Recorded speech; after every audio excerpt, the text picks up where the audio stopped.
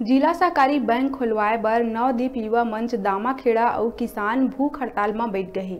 दामाखेड़ा में जिला सहकारी केंद्रीय बैंक खोले के मांग करत किसान मन बताइन के अगर दामाखेड़ा में जिला सहकारी केंद्रीय बैंक खुल जाही त दामाखेड़ा, तुलसी, विश्रामपुर, चंदेरी, मनोहरा, रोहरा और लगभग 30 गांव के 7,000 किसान मन ला लाभ मिलही। जनपद सदस्य लखन अग्रवाल हा बताइस के जब तक बैंक नहीं खुलाए तब तक किसान मन भूख हड़ताल में बैठी। संगे संग जोगी कांग्रेस के रायपुर संभाग अध्यक्ष जितेंद्र बंजारे भी अपन जोगी कांग्रेस के समर्थन करिस।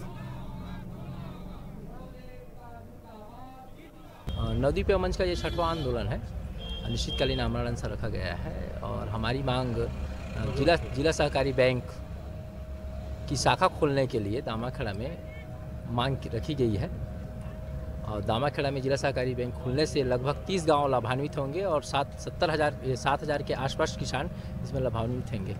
और सिमगा में एकमात्र बैंक होने की वजह से भारी भीड़ होती है। वहाँ पे 13,000-14,000 किसान इकट्ठे होते हैं और कई घटनाएं होती हैं लूटपाट की।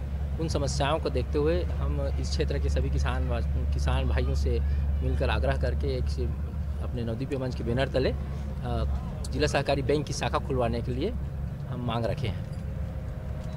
बहुत सारी सुविधाएं प्राप्त होंगी और दामाखेड़ा एक पर्यटक स्थल है, विश्वविख्यात यहाँ पे मेला लगता है। इसको प्रशासन मद्देनज़र रखते हुए जल्द से जल्द यहाँ जिला सहकारी बैंक खोलने का कष्ट करें और जब तक हमारी मांगें पूरी नहीं होंगी तब तक हम अपना आमरण समाप्त नहीं करेंगे।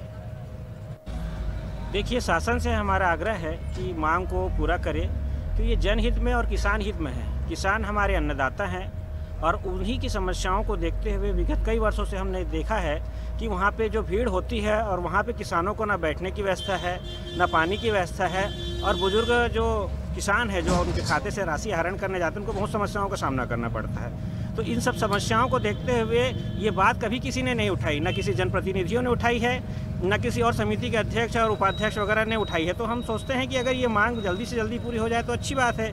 अगर नहीं होती है तो हमारी नवदीप युवा मंच के और भी सदस्य लोग हैं, ये सब मिल के जागेश्वर भाई के सहयोग के साथ में अगर कुछ तकलीफ होती है या ज़्यादा समय हो जाता है तो हम और भी सदस्य संख्या बढ़ाएंगे और अनशन की जो संख्या है वो बढ़ते जाएगी और हमारी मांग जब तक हम पूरी नहीं होती है हम इस समस्याओं में लगातार उठाते रहेंगे।